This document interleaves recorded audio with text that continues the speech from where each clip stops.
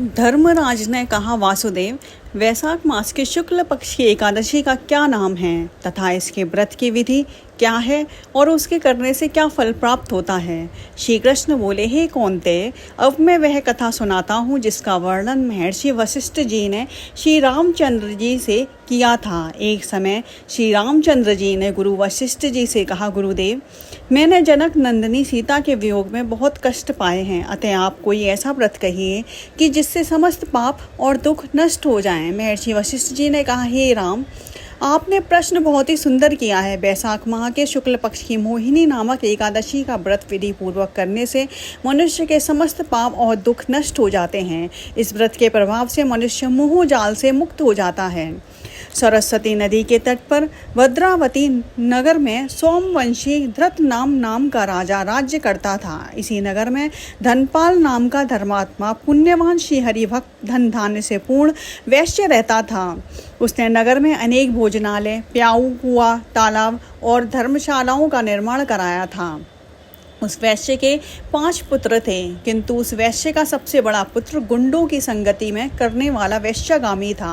वह अपने पिता के धन को जुआ आदि बुरे कामों में खर्च करता था।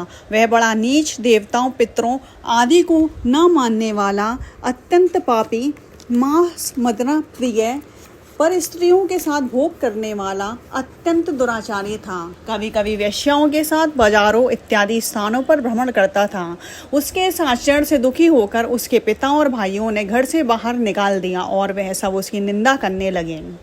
जब वह घर से निकाल दिया गया तो वह अपने वस्त्र आभूषणों को बेचकर अपने नीच कर्मों की पूर्ति करने लगा। जब उसके पास कुछ भी ना रहा तो वेश्याओं गुंडों ने भी उसको त्याग दिया। अब तो वह दरिद्रता के कारण भूख और प्यास से व्याकुल हो पेट भरने के लिए कोई मार्ग न देख रात्रि में चोरी करने लगा। एक बार उसे राजा के सिपाहियों ने चोरी करते हुए पकड़ लिया, परंतु उसके पिता की नेकगामी के प्रभाव के कारण उसे छोड़ दिया। इसके बाद भी प्रतिदिन चोरियां करने लगा। दूसरी बार चोरी करते हुए पकड़ा गया तो राजा ने बंदी खाने में डलवा कर अनेक यातना देकर देश निकाले की आज्ञा दी। राजा की आज्ञा से नगर के सेठ के पुत्र को राज्य छोड़ना पड़ा और वह जंगल में रहने लगा। वहां पर जीविका उपार्जन का कोई साधन न देखकर वह धनुष बाण बनाकर जंगल में पशु पक्षियों का वध कर उधर पूर्ति करने लगा। एक बार वह अपने शिकार की खोज को करता हुआ भूख प्यास कौटिल्य ऋषि के आश्रम पर पहुंचा। उस समय ऋषि गंगा स्नान करके लौटे थे और अपना वस्त्र सुखाने को फटकार रहे थे। उसके जल के कुछ छींटे उसके शरीर पर भी पड़ गए, जिसके कारण उसको कुछ सुबुद्धि प्राप्त हुई। तब वह हाथ जोड़कर बोला, हे मुनि, मैंने अनेक पाप किए हैं, अतः आप मुझे कोई ऐसा उपाय बतलाइए जो बिना धन के हो सके और मैं पाप से मुक्त हो सकूं।